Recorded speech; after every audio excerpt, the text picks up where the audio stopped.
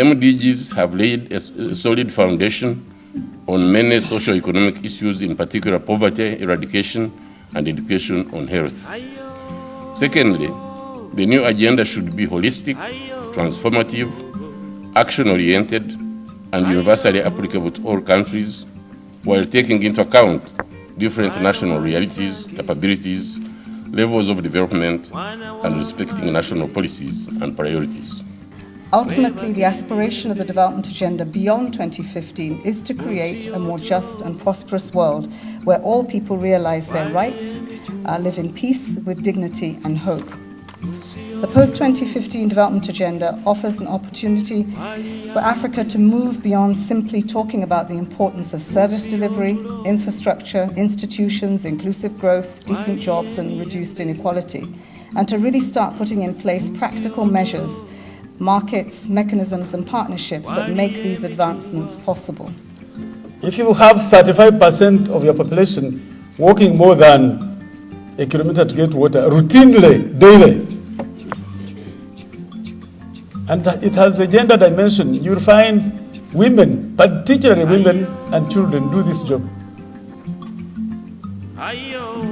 And they spend, on the average, the figures we have, 80% of our women, 80% of our women's time is spent doing two jobs, collecting firewood and fetching water. I also want to highlight the fact that issues affecting women are development issues. There is no way we're going to talk about issues of development when we're ignoring 52% of our population.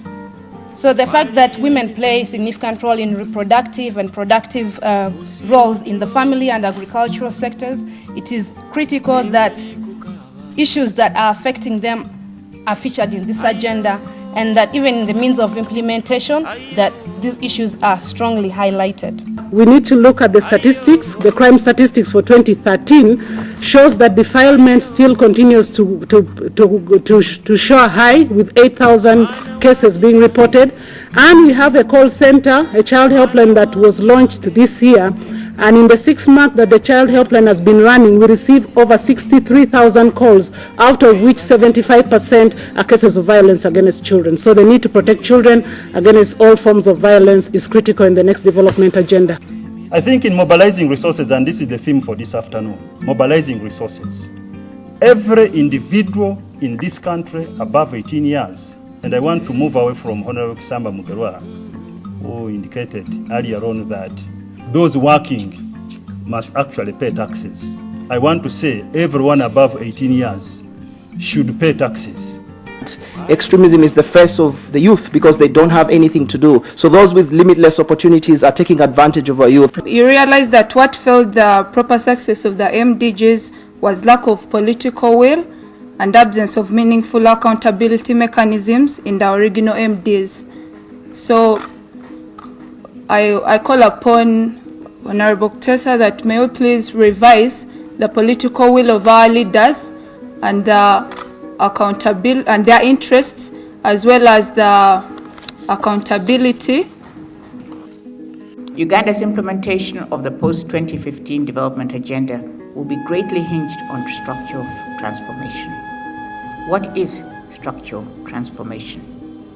I consider it to be the achievement of more Ugandans working at more value-added jobs across more of the country. That is what truly transforms an economy. What is the partnership that develops between a country like Uganda and another African country in terms of development partnership?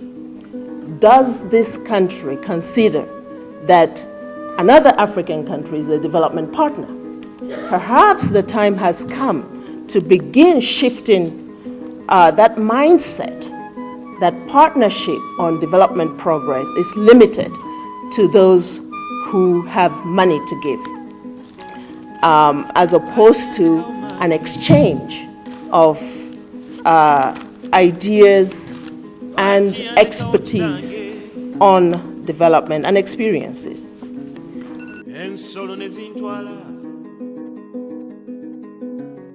Ensolo nezindisa enkobe nezintwala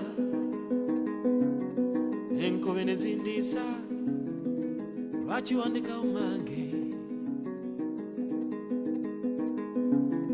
lwaki wandekawo kitange